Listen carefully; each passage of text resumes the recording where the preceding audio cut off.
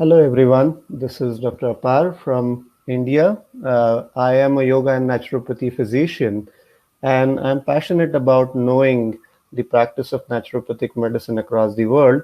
And in the series of talks that we have, today we are interacting with Dr. Amie Steel from Australia.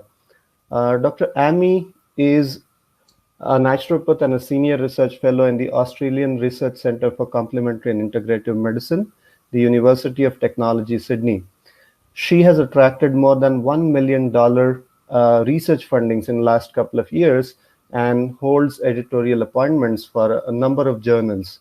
She has authored more than 150 research publications, contributed over 30 book chapters, edited 3 research journal issues, as well as research books. She is on executive committee of Public Health Association of Australia's Queensland branch and sits on the executive for 2 PHAA Special Interest Groups, that is Women's Health and Evidence Research and Policy in Complementary Medicine. I welcome Dr. Amie for this session.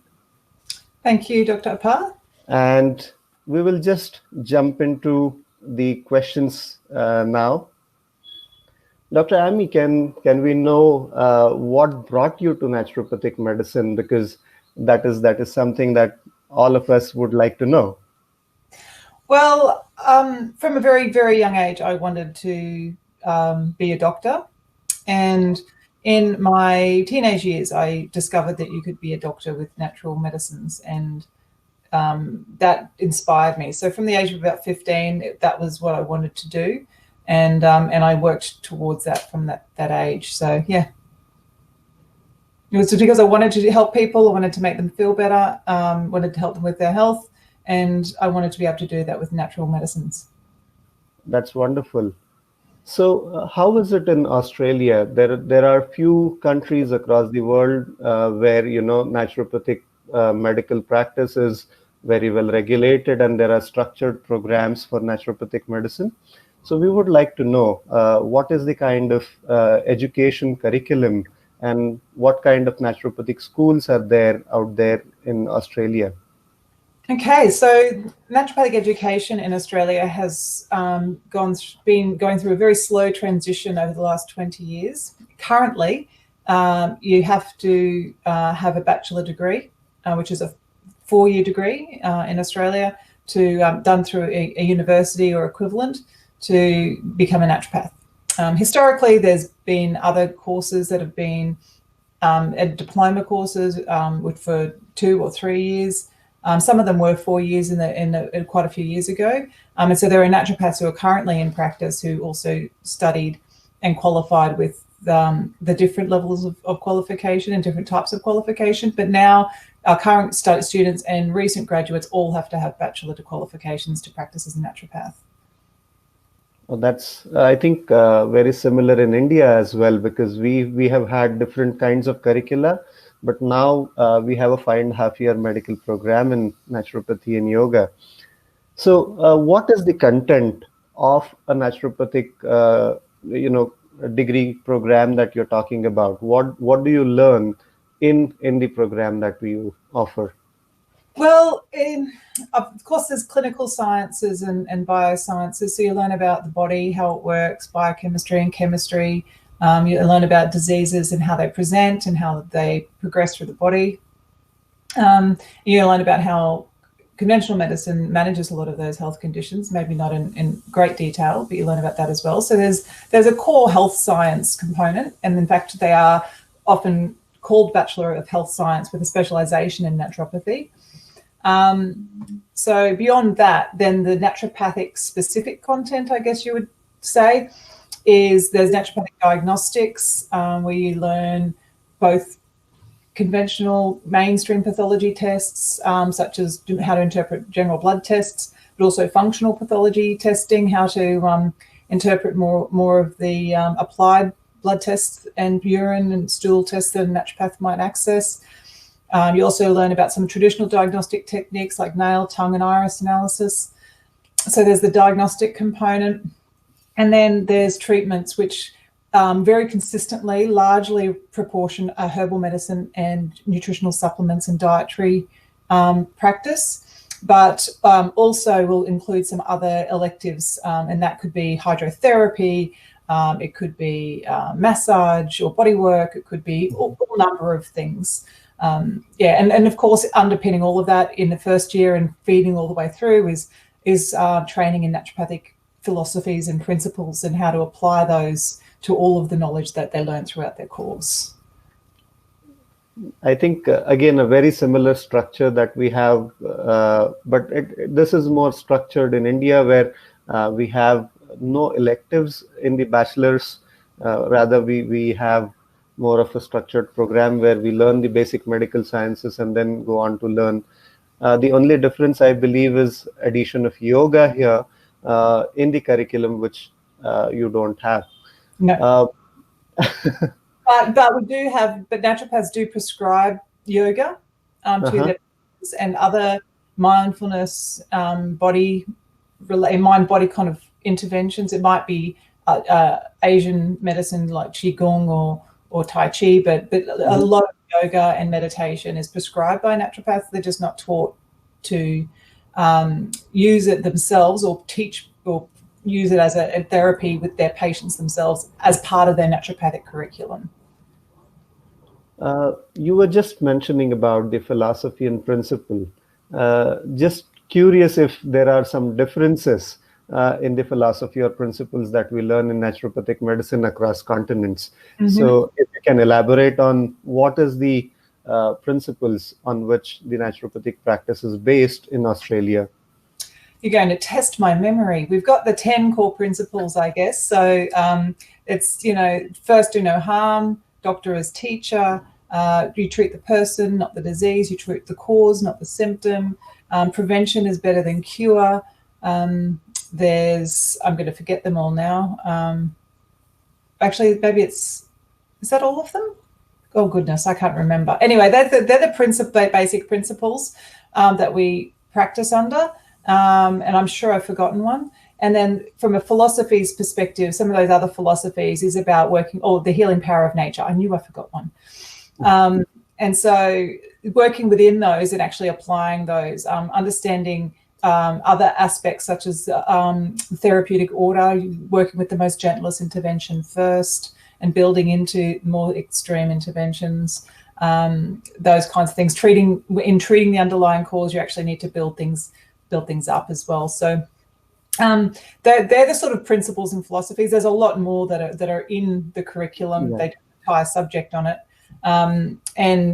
But in fact, the World Naturopathic Federation did a study of all of their member organizations, all the professional associations, a few years ago, and they found that 80% of countries where naturopaths practice had a similar number, had consistency across those naturopathic principles. So it's a really good thing to know that from a naturopathic perspective, there's a lot of consistency in what we consider to be practice principles. Absolutely. This is very similar to what we learn in India as well. Just curious, how popular is naturopathic medicine among people, as well as among youngsters who want to take this as career? So how many schools are there in Australia, and how many people do take naturopathic medicine as their career? As well as when they graduate, how is the scope of their practice in the Australian continent? Okay, so there's a few questions there. So as a career, it's fairly popular. It's there's only at the moment, because of the changes to the degree requirements, 2 degree programs in Australia. There is a third one being developed at the moment. But those 2 degree programs, both of the universities or the institutions offering those programs, have a national footprint. So one of the colleges has 6 campuses. There's one in Brisbane, one in Sydney, one in Melbourne, one on the Gold Coast, one in Perth, one in Adelaide. So we pretty much cover almost the whole continent except for the top northeast corner in those ones. And then in the other institution has Brisbane, Sydney and Melbourne campuses. I believe they're the only 3 campuses that they have. So we actually, even though we've only got 2 institutions, we actually have quite a broad reach. And the third program which is under development at the moment is in a regional location in northern New South Wales and Lismore. So, and I think they might have some courses maybe on the Gold Coast as well, but mostly it's going to be in Lismore.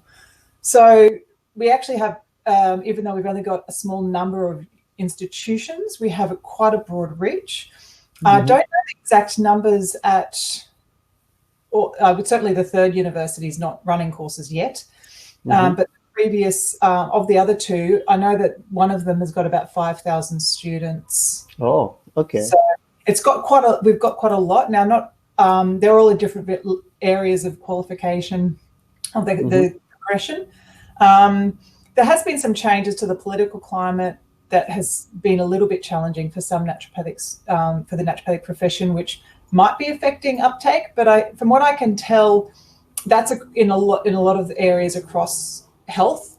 So it's just an interesting time, but it is popular.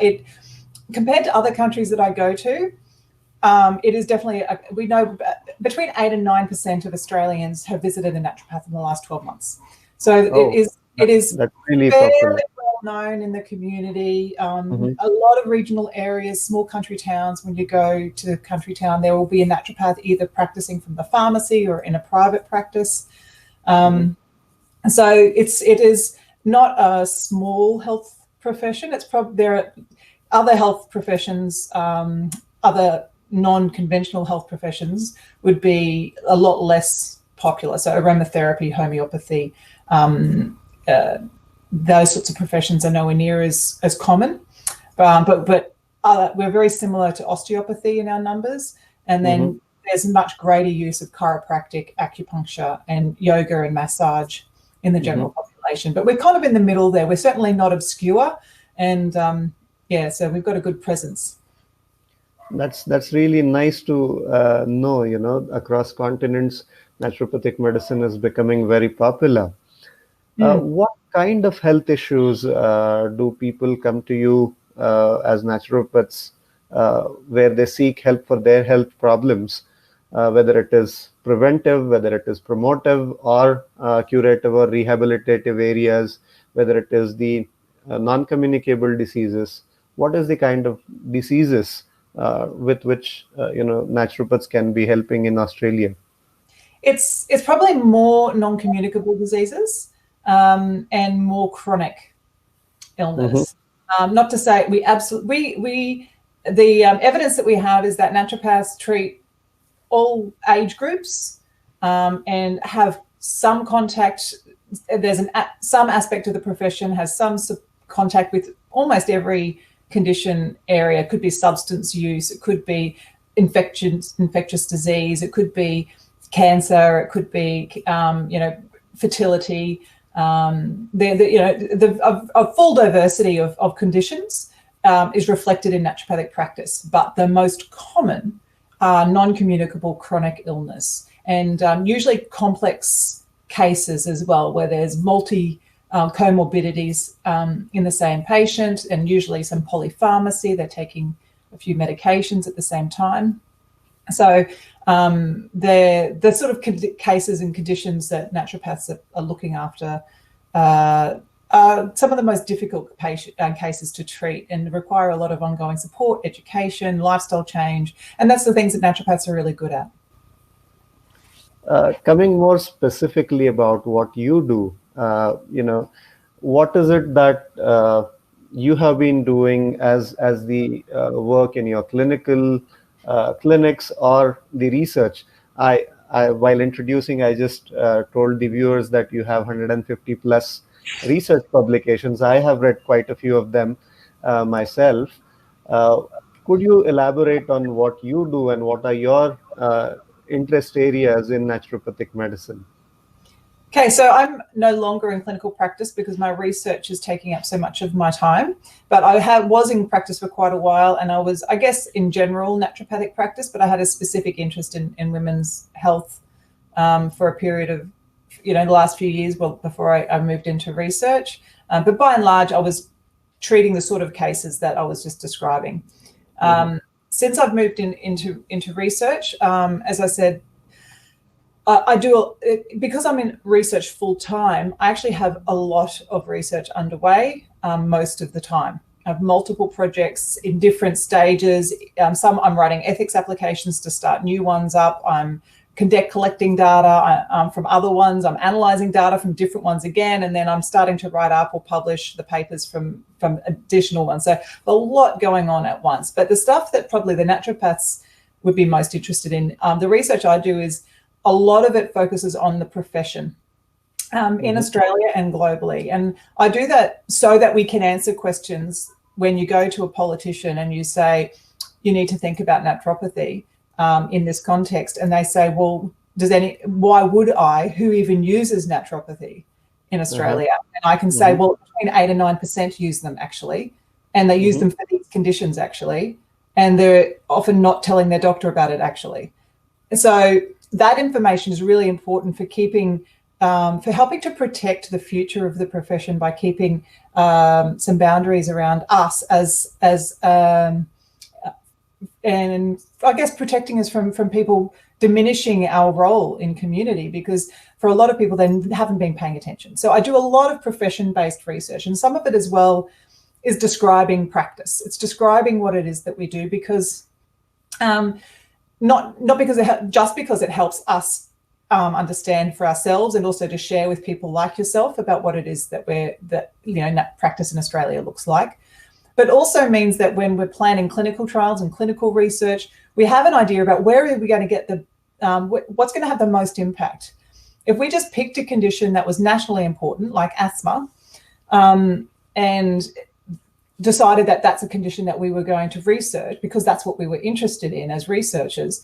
But then when we look at the evidence, it's not that naturopaths don't treat asthma, but they treat a lot more metabolic syndrome. And so if we're going to focus on something, we should focus on something that the profession does a lot of, so that we're going to get most impact from the profession and it's going to have most value. So from the naturopathic perspective, I do a lot of that kind of work.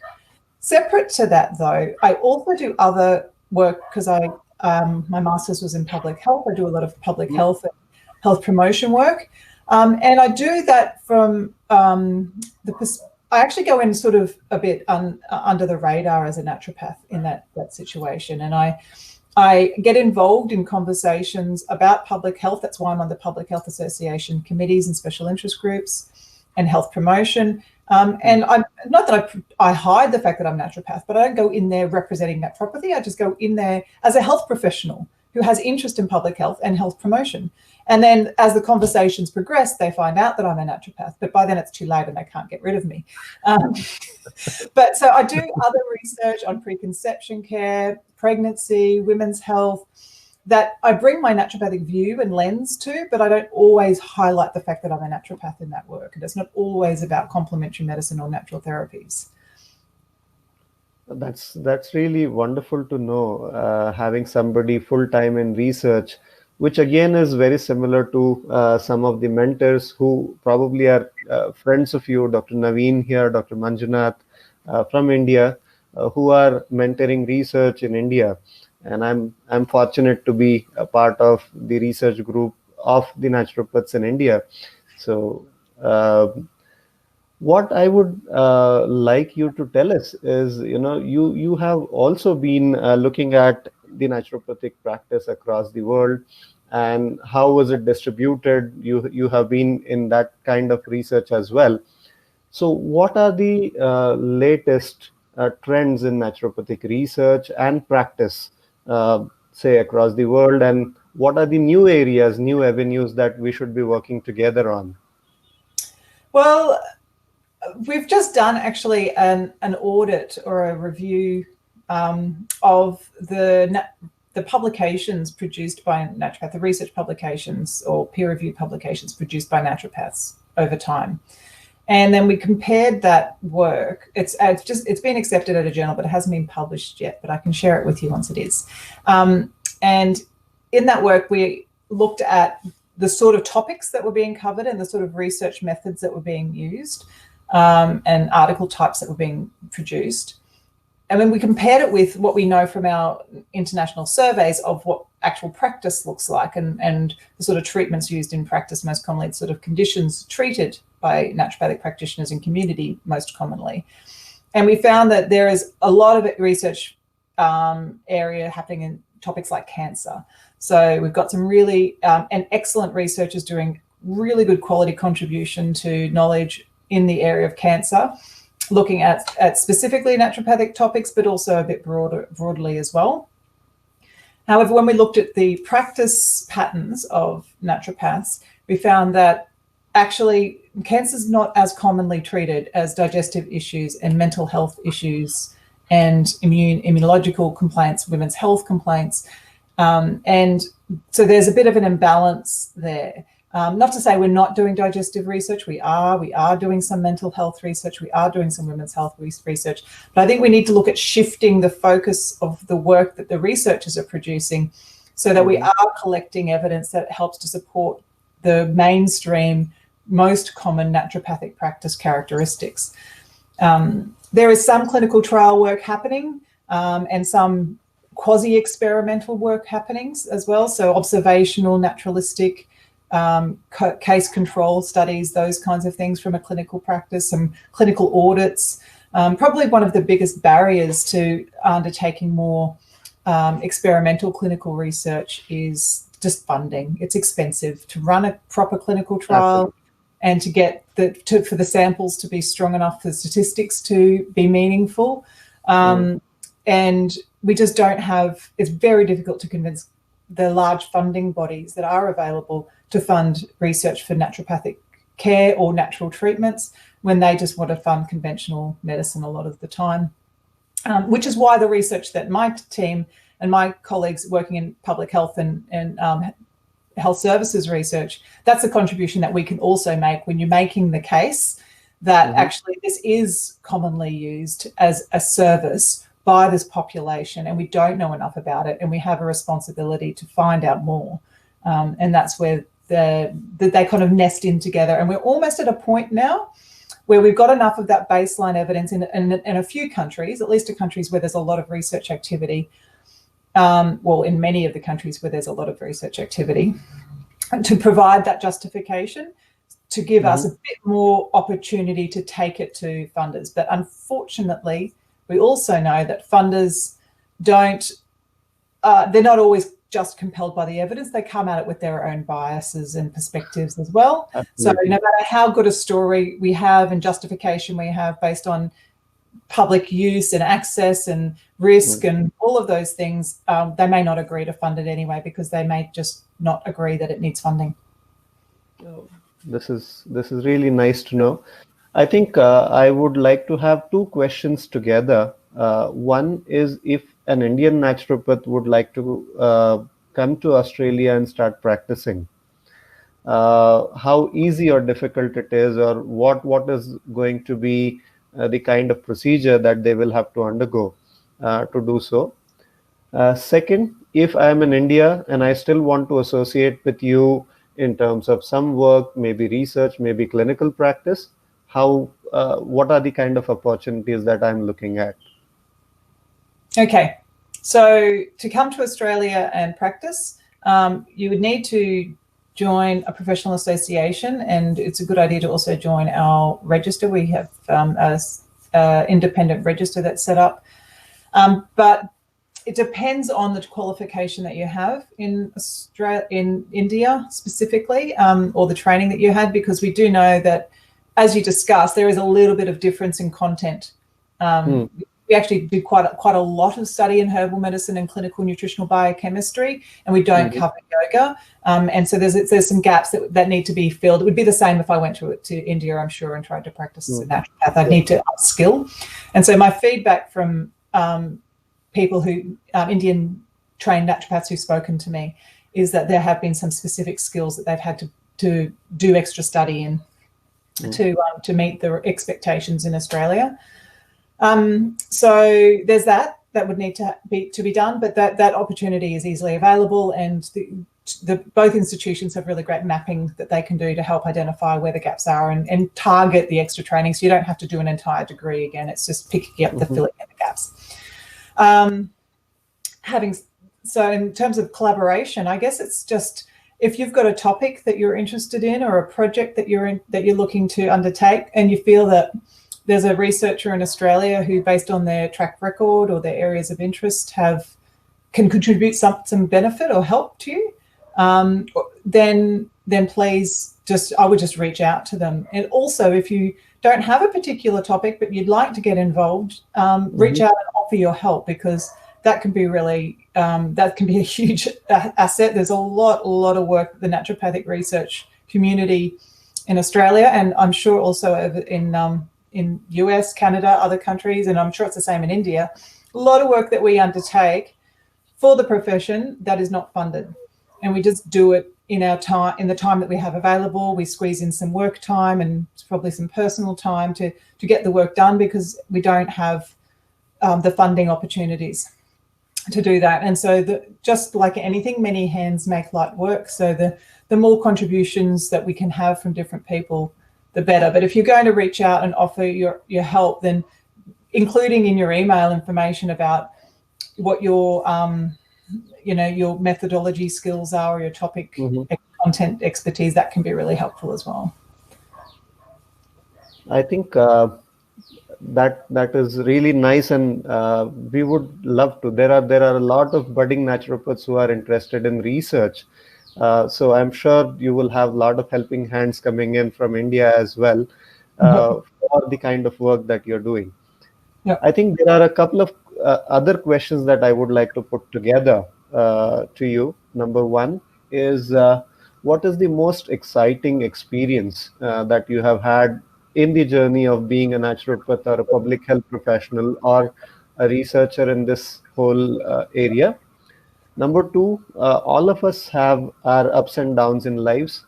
When you reflect back to your journey, how do you see yourself? I mean, do you regret being in the position that you are, or if you would have done something differently or something like that?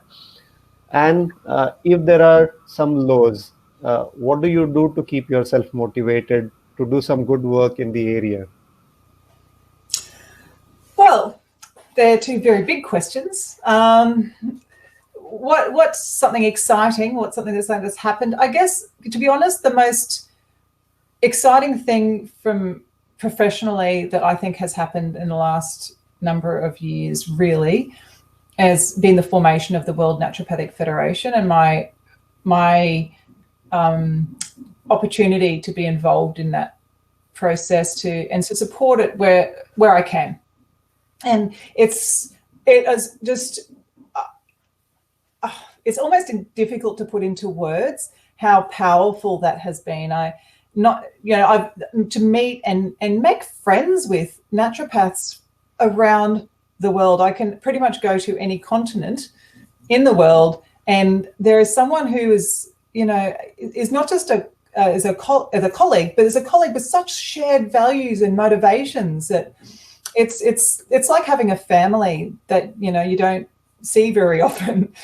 And it is such a huge thing for the naturopathic profession to be achieving the things that we have, and in such a short period of time. And it is because of every single person who's gotten involved with the best of intentions and put their energy into it. And I'm so grateful to have had the opportunity to be a part of that, which is why when the WNF asked me to help out with things, will always say yes before I say no. And in fact, I haven't actually said no yet.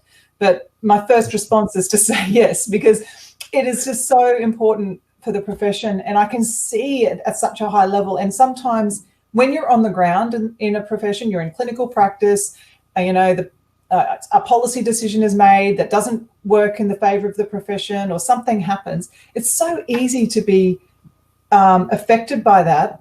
And I think one of the best ballasts that I have and to keep me on track is knowing that actually that's a small thing in a very big picture, and we are going in such a positive direction, and and to see other challenges of other countries and being able to reflect on those and think, oh, they've gotten past that, we can get past this too. So that's probably the most exciting and exhilarating thing really that's happened for me. And your other question about how do I get by on the low times, and that was the question, wasn't it? Yeah. Probably at a high level, I have really good friends and colleagues that I talk to. Probably the most challenging thing I find is feeling sometimes as though the profession doesn't really realize how important the work is. And honestly, one of the most important things the average clinician on the ground can do is, if they're asked to participate in research, please do it, because there's no point in us doing the work that we do if we don't have participants. It just doesn't work. But talking to colleagues, just sharing, and because we all have difficult moments, we really do, and having a friendship community really helps that along. At a much smaller level, I also will start organising my life a bit. I'll get out my calendar and my to-do list and sort things out and reprioritise a little bit, and make sure I am putting the energy into things that really matter, and I'm not getting caught up in small things that actually aren't important and I shouldn't be wasting my time on. And that also helps a little bit to get through those slumps. But honestly, I'm very lucky. I'm so lucky. I'm one of the luckiest people in the world. I have an amazing team that I work with in my university who support me and encourage me. I have an amazing network of colleagues in research who, we're all pushing for the same thing and rolling our sleeves up and getting the work done. I have an amazing network of clinical colleagues and friends who, I can talk to, and who just, know what it's like being a naturopath. And we can make jokes about bowel movements and things that naturopaths like to talk about. And I have an awesome family life. I'm such a lucky person that I think perspective really helps. That there's a lot of people who go through a lot worse, and I think keep that in perspective helps me through those difficult times as well. I think those words would help a lot of people who are in their lowest to come up and look forward to with their friends and colleagues and everyone else. I think on a parting note, what would be your message to your naturopathic colleagues in India as well as across the world? There is a huge lot of people who are graduating with naturopathic medicine in India. There is a bit of research that is happening as well. So what would you like to tell them as a colleague from another continent that they should be doing, or how they could help you, or you could help them in terms of their growth? I guess I would say congratulations. You've picked a fantastic profession to be a part of. And it is an amazing time to be a part of this profession. There is so much positive energy and movement and change happening. So congratulations. And I would also say that as far as the best way that I feel I can help them is by having them participate in the research that I'm doing, because it's by getting their contribution to research, particularly health services research, where we're asking questions about what do you do, why do you do it, what do you think. This is, if they don't answer that, then we're never going to know for that person, and then it won't be in the mix.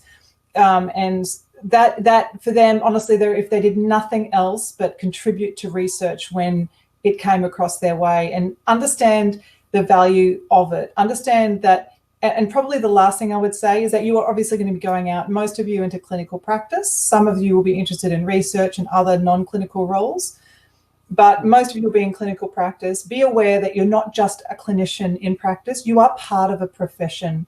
That profession is a network of a lot of like-minded people that need to lobby, they need to advocate, they need to educate the community and other people outside of the profession. Not just treat people in practice. Now, you don't have to do all of those things, but please be aware that those things do need to happen. And that's what makes the profession a profession. So yeah, have an amazing new journey into your practice, because it's a great profession to be a part of. I think those are really encouraging words from you, Dr. Amie, who has been somebody who has contributed to the field of naturopathy through her own clinical practice and research. That was an amazing session with Dr. Amie Steel from Australia, taking us through her journey of being a naturopathic medicine practitioner and a prolific researcher that she is into naturopathic medicine as well as public health. Thank you for joining us today. And we would like to extend our warm thanks to Dr. Amie Steel and the whole of the naturopathic community across Australia. We are there along with you in everything that we would like to do together as a community. Thank you, Dr. So much. Yeah. Thank you for the invitation. It's been a pleasure to be here. Thank you.